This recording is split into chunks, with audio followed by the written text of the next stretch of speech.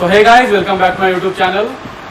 आज से हम लोग क्लास 11th का एक बहुत ही बेसिक और कहीं ना कहीं एक इम्पॉर्टेंट चैप्टर भी है जिसको हम लोग स्टार्ट करने वाले हैं, जिसका नाम है cell the unit of life. तो इम्पॉर्टेंट इसलिए है और सिंपल की इसलिए थोड़ा हम लोग डिस्कस कर लेते हैं। इम्पॉर्टेंट इसलिए है क्योंकि जो सेल का कॉन्सेप्ट है, ठीक है, वो सेल का कॉन्सेप्ट आपको किसी भी चैप्टर में, चाहे वो क्लास 11th का चैप्टर हो या क्लास 12th का चैप्टर हो, दोनों में से किसी भी बुक में, किसी भी चैप्टर में या हर जगह पूरे बायोलॉजी में वो एक आपको एक बेस की तरह काम करेगा।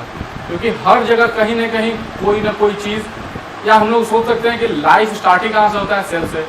तो सबसे पहले हम लोग लाइफ के उस बेसिक पॉइंट को, उसको जो बेसिक फॉर्मेशन, जो सबसे बेसिस है लाइफ का, जिसकी वजह से लाइफ फॉर्म हो रहा है, उस चीज़ के बारे में हम लोग क्या करेंगे, स्टडी करेंगे। और सिंपल इसलिए क्योंकि ज़्यादा कॉम्प्लेक्स कुछ है नहीं, आपको सिर्फ ऑर्गेनल्स याद करने, उनके फंक्शन याद करने हैं।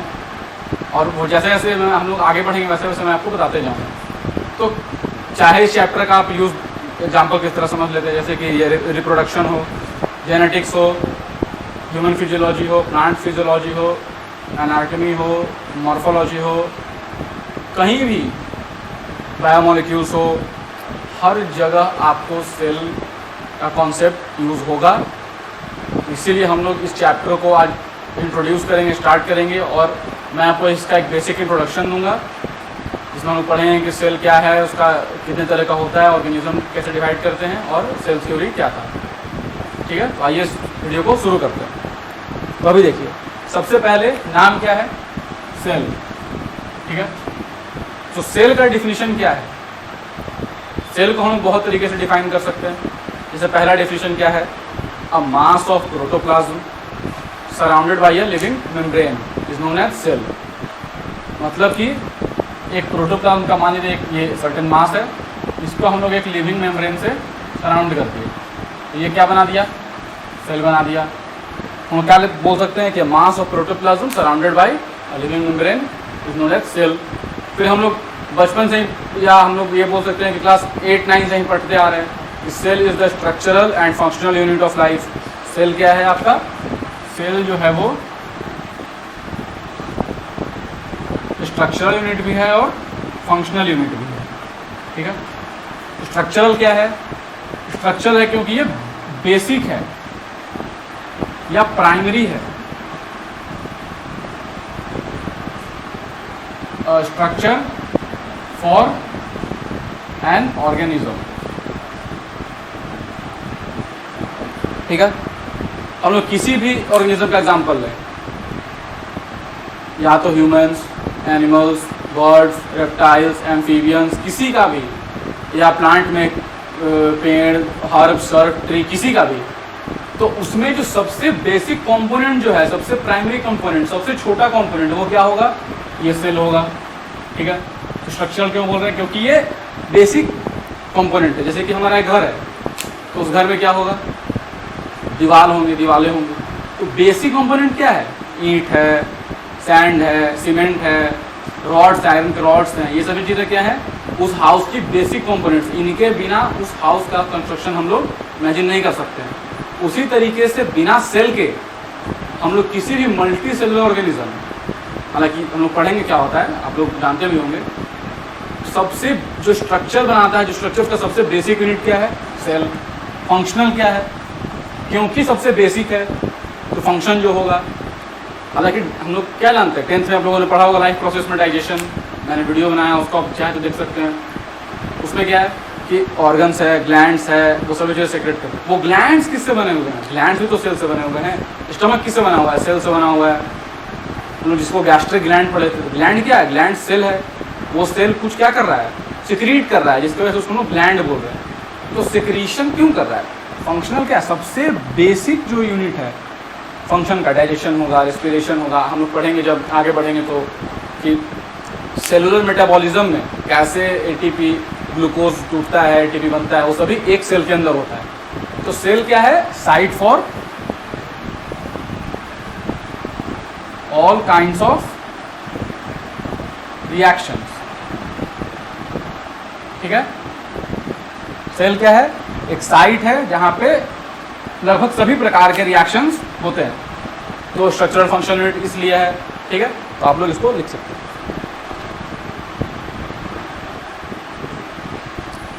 ठीक है। फिर हम लोग आगे बढ़ते हैं। अभी समझते हैं क्या, ये सभी चीज़ें इंट्रोडक्टरी है, आप लोगों ने पहले भी पढ़ी होगी।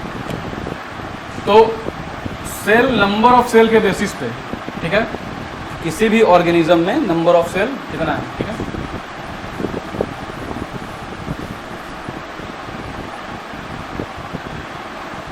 ऑन द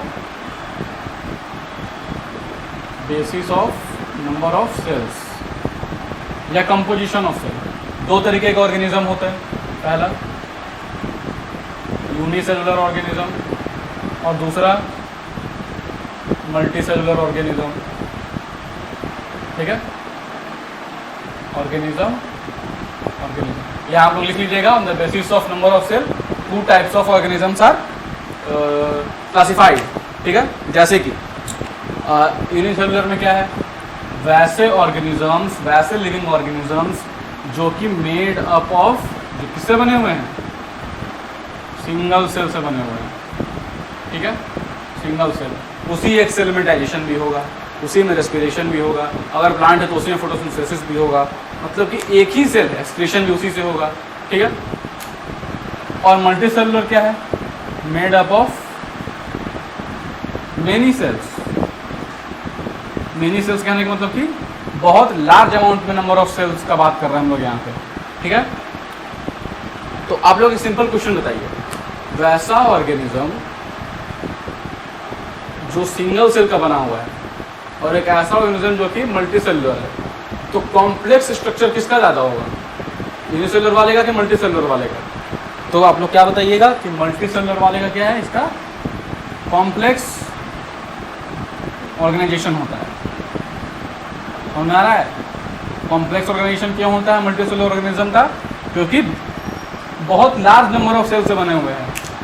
तो हम लोग पढ़ेंगे आगे कि बहुत सारे सेल्स मिलकर टिश्यू बनाते हैं, आप लोग पढ़ा भी होंगे, आप लोग जानते होंगे ये चीज़ कि बहुत सारे सेल्स मिलकर क्या बना रहे हैं, टिश्यू, ऑर्गन सिस्टम, ऐसे हम लोग आगे देखेंगे। तो कॉम्प्लेक्स ऑर्गेनाइजेशन किसका होगा, मल्टी सेलुलर वाले का। रिस्पेक्ट में इसका क्या होगा, सिंपलर ऑर्गेनाइजेशन होगा, ठीक है। एग्जाम्पल आप लोग क्या लिख सकते हैं, यूनिसेलुलर का क्या होगा, बैक्टीरिया। बैक्टीरिया क्या सिंगल सेल है। एक ब्लू ग्रीन एल्गी होता है, ये हम लोग बैक्टीरिया हो गया। फिर मल्टी सेलुलर ऑर्गेनिज्म की बात करते हैं, तो जितने भी ऑर्गेनिजम्स हैं, हम सबसे common example humans, Lions, tigers, plants, ये सभी क्या हैं, ये सभी हैं मल्टी सेलुलर ऑर्गेनिजम्स। तो हम लोग कुछ बेसिक फैक्ट्स जानते हैं सेल के बारे में, जैसे कि बेसिक फैक्ट्स क्या हो सकता है। एक चैप्टर जो था क्लास 10th में, रिप्रोडक्शन, ह्यूमन रिप्रोडक्शन, उसमें हम लोगों ने एक टर्म पढ़ा था, क्या पढ़ा था, जाइगोट। तो जाइगोट में मैंने आपको बताया था कि जाइगोट क्या होता है, सिंगल सेल्ड होता है। जाइगोट क्या होता है, एक सिंगल सेल्ड स्ट्रक्चर होता है। तो हमारा जो लाइफ है, हम लोग हैं मल्टी सेलुलर ऑर्गेनिज्म, तो life of multi cellular organism starts with a single celled zygote. इसी सिंगल सेल्ड जाइगोट में फर्दर डिवीजन होगा तो नंबर ऑफ सेल्स बनेंगे। फिर वही नंबर ऑफ सेल्स आगे चल करके जब बहुत सारे हो जाएंगे तो जर्म लेयर बनाएंगे, फिर जर्म लेयर डिफ्रेंशिएट होकर के ऑर्गन्स बनाएंगे। ये सभी चीज़ें पढ़ेंगे हम लोग। आप लोगों को अभी समझ में नहीं आ रहा है कि जर्म लेयर क्या है, कैसे बनेगा, ये सभी चीज़ें हम लोग पढ़ेंगे। लेकिन फिलहाल अभी हम लोग सिंपल एक सेल का ओवरव्यू देख रहे हैं, तो ये सभी चीज़ें आप लोग जान लें, ठीक है। जाइगोट हो गया, उसके बाद क्या है,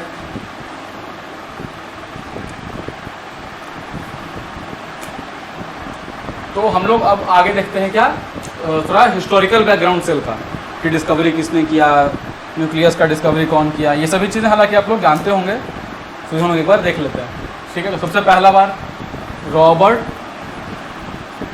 हुक। रॉबर्ट हुक साहब ने क्या किया, सबसे पहले सेल डिस्कवर किया, ठीक है। फर्स्ट टाइम सेल डिस्कवरी का अगर हम लोग नाम देंगे तो किसको बोलेंगे, रॉबर्ट हुक के बारे में। इन्होंने क्या किया,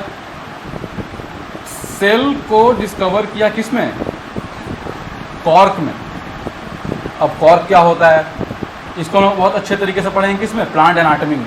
ठीक है, फिलहाल आप लोग ये मान लीजिए कि कॉर्क क्या है? एक वुडन पीस है, लकड़ी का पीस है जो कि सॉफ्ट होता है। तो उसके स्ट्रक्चर को देखने के बाद उन्होंने एक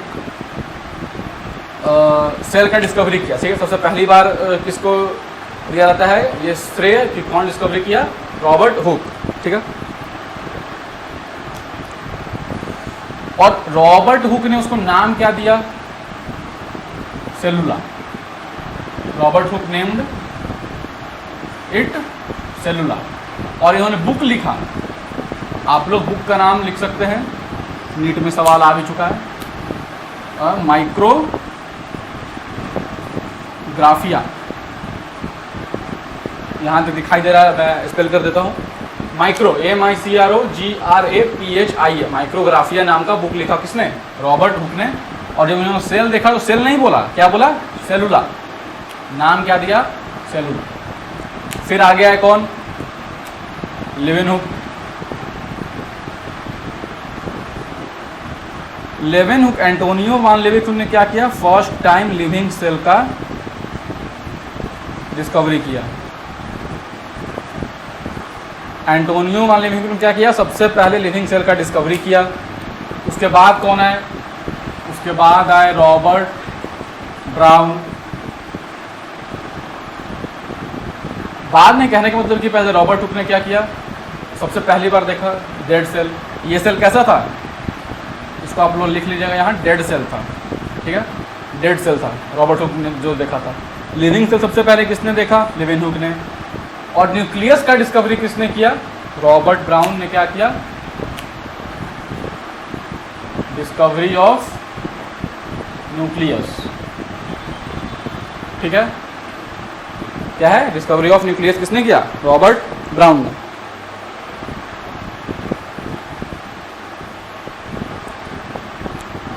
इतना चीज़ें आप लोगों को समझ में आ गई होगी। ठीक है, अब हम लोग आज का जो मेन इंपॉर्टेंट टॉपिक है, जिसके लिए जो मेन टॉपिक है हालांकि वो क्या है? सेलुलर थ्योरी या सेल थ्योरी। तो आइए हम लोग उसको देख लेते हैं आज की क्लास में, उसके बाद हम एंड करेंगे।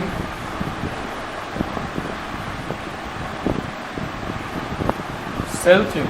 ठीक है, तो मैं आपको स्टार्ट करता हूँ। शॉर्ट में बताऊंगा क्योंकि ज़्यादा कॉम्प्लेक्स करने से कोई फ़ायदा नहीं है। पॉइंट जो उन्होंने दिया, सेल थ्योरी क्या था, किसके द्वारा दिया गया था, उसको फर्दर अमेंड या फॉर्मुलेट, उसको बोल सकते हैं कि अपडेट आज के टर्म में अगर यूज़ करें तो कैसे उसको फिर और सही किया गया। तो सबसे पहले क्या थे कि दो साइंटिस्ट थे। ठीक है, एक का नाम था स्लेडन और एक थे श्वान।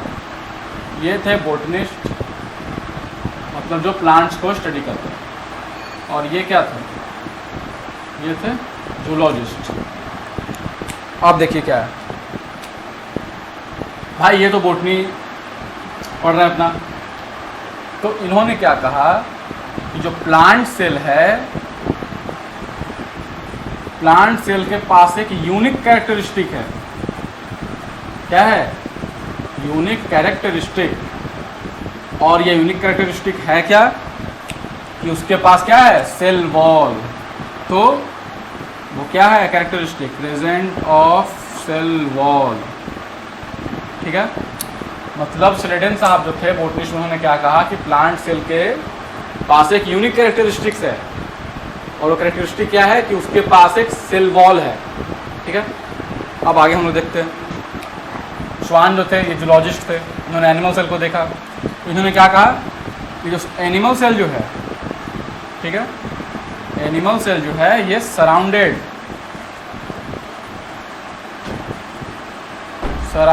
Bye a living thin membrane.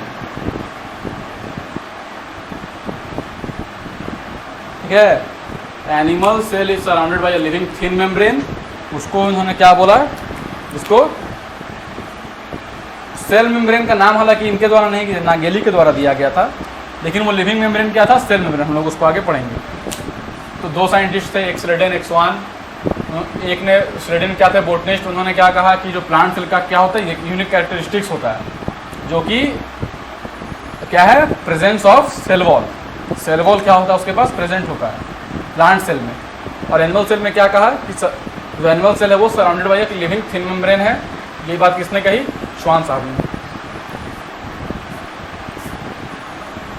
अभी हम लोग और आगे देखते हैं। तो हम लोग सबसे पहले इनके द्वारा जो सेल थ्योरी दिया गया था वो लिख लेते हैं, ठीक है। तो आइए हम लोग उसको लिखते हैं।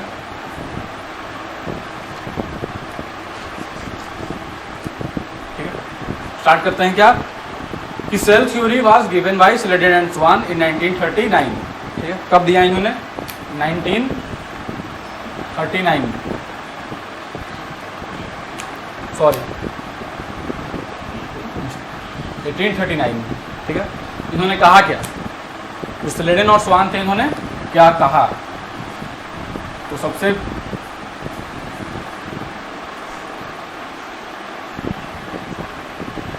तो इन्होंने क्या कहा, पहला point, all organisms either plant और animal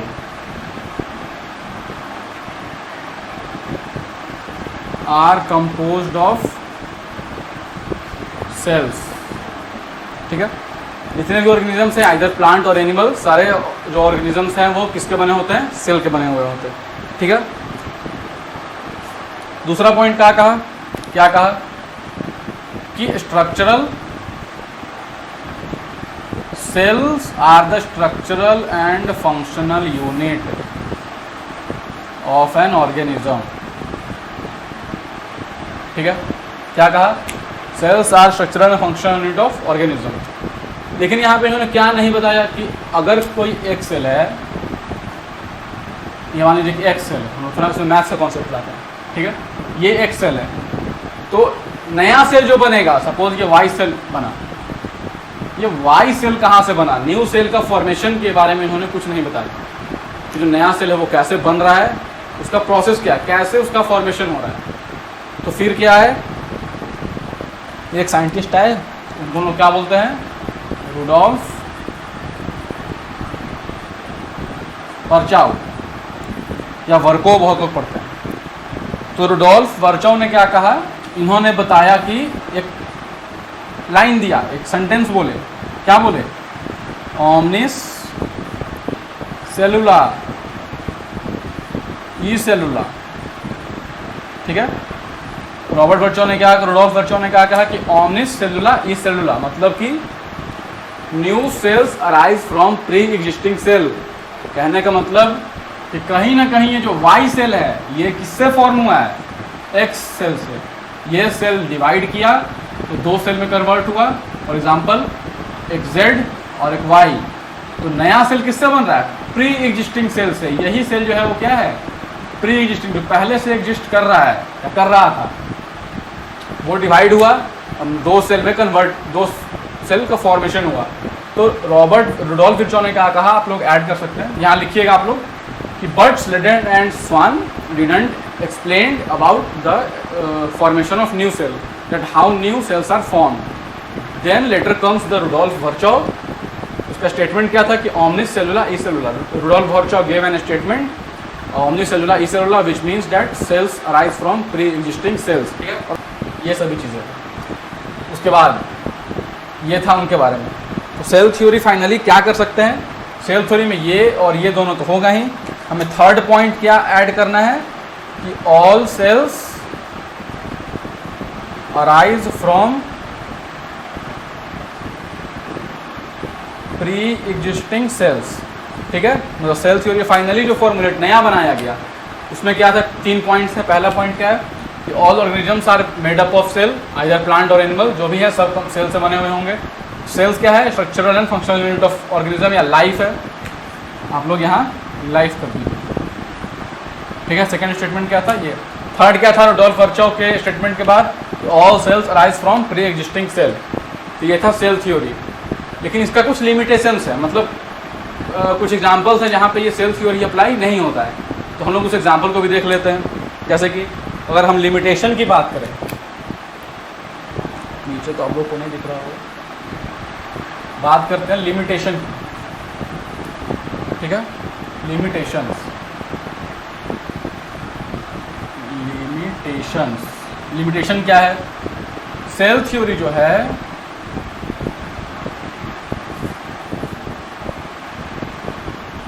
doesn't apply on virus. Virus क्या है? एक एसेलुलर बॉडी है, ना तो वो लिविंग है ना तो वो नॉन लिविंग है। अगर ऑर्गेनिज्म के अंदर, लिविंग ऑर्गेनिज्म के अंदर है वो तो क्या होगा? लिविंग होगा। ऐसे बाहर क्या होगा? इनएक्टिव होगा। हम उसको एक्टिव और इनएक्टिव के फॉर्म में जानते हैं। आउटर एनवायरनमेंट में है तो वो क्या है? इनएक्टिव फॉर्म में है। अगर किसी ऑर्गेनिज्म के अंदर गया तो क्या हो गया? वो एक्टिव हो जाएगा। तो वायरस क्या है? इस सेल थ्योरी का एक्सेप्शन है। और अगर बात करें आगे तो क्या होगा? सीव ट्यूब जो होता है, सीव ट्यूब जो है या मैच्योर आरबीसी जो है, ठीक है। सीव ट्यूब और मैच्योर आरबीसी। सीव ट्यूब क्या है? प्लांट से में हम लोगों ने पढ़ा था कि एक कंडक्टिंग एलिमेंट है जो कि वाटर को कंडक्ट करता है। सॉरी, सीव ट्यूब फूड को फ्लोएम में पढ़ा था हम लोगों ने, सीव ट्यूब और कंपेनियन सेल। तो सीव ट्यूब में क्या होता है? न्यूक्लियस नहीं होता है। और मैच्योर आरबीसी में क्या होता है? न्यूक्लियस नहीं होता। मतलब ये ए न्यूक्लिएटेड है। मैच्योर होने पर क्या होता है? इनका न्यूक्लियस डिसअपियर हो जाता है। तो ये भी क्या करते हैं? सेल थ्योरी को फॉलो नहीं करते। ये भी एक्सेप्शन है, इसके लिमिटेशन है, ठीक है। अभी हम लोग बात करते हैं एक हायरार्की है, सेलुलर हायरार्की की, किस कैसे सेल बेसिक है तो उसके ऊपर क्या है, उसके ऊपर क्या, फाइनली ऑर्गेनिज्म तक पहुंचेंगे हम लोग। तो आप लोग यहाँ लिख सकते हैं, इसको मैं मिटा देता हूँ।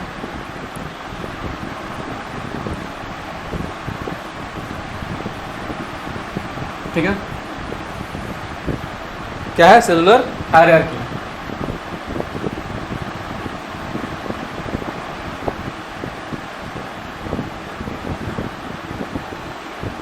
सबसे नीचे क्या है? सेल। हम सबसे नीचे से शुरू करते हैं। सेल, बहुत सारे सेल जब मिलके एक साथ क्या बनाएंगे? टिश्यू। हम लोग इसको पढ़ेंगे कब? एनाटॉमी पढ़ेंगे तब। मेनी काइंड्स ऑफ टिश्यू, ठीक है। बहुत सारे टिश्यू एक साथ मिलकर क्या बनाएंगे? ऑर्गन्स। मेनी काइंड्स नहीं, ऑर्गन्स। बहुत सारे ऑर्गन्स एक साथ जब एक सिस्टम की तरह काम करेंगे, जैसे डाइजेस्टिव सिस्टम में क्या है? लीवर भी है, माउथ भी है, टंग भी है, ये सभी चीज़ें हैं।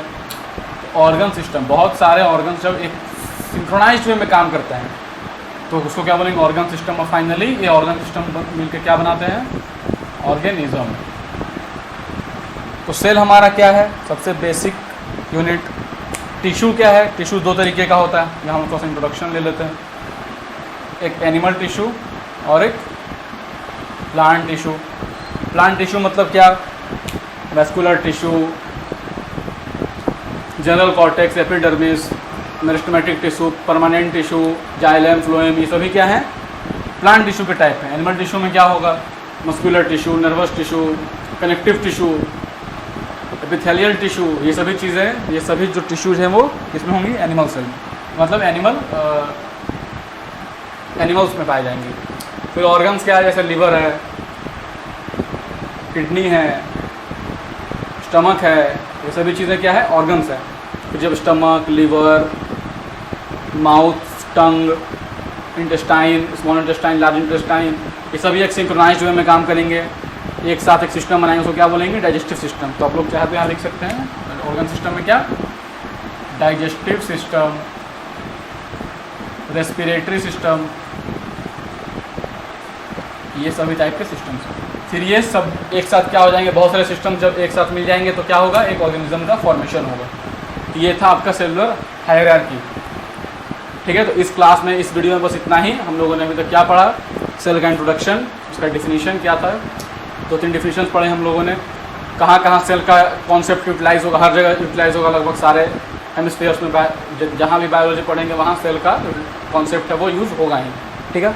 और आगे फिर हम लोगों ने क्या पढ़ा? Cellular theory. सबसे जो मेन आज का इंपॉर्टेंट है वो सेलुलर थ्योरी है। थोड़ा हिस्टोरिकल बैकग्राउंड पढ़े, फिर हम लोगों ने सेलुलर हायरार्की पढ़ा। तो अगर आपको ये वीडियो पसंद आया हो तो प्लीज़ इसे लाइक करें, चैनल को सब्सक्राइब करें। अगर कुछ डाउट है तो कमेंट भी कर सकते हैं। हम लोग नेक्स्ट वीडियो से क्या करेंगे, इसको थोड़ा सा और आगे पढ़ेंगे, जैसे कि प्रोकैरियोटिक सेल, यूकैरियोटिक सेल के बारे में हम लोग इसमें स्टडी करेंगे। तो इस वीडियो में बस इतना ही, हम लोग मिलते हैं नेक्स्ट वीडियो में। Thank you very much for watching this video. Have a nice day.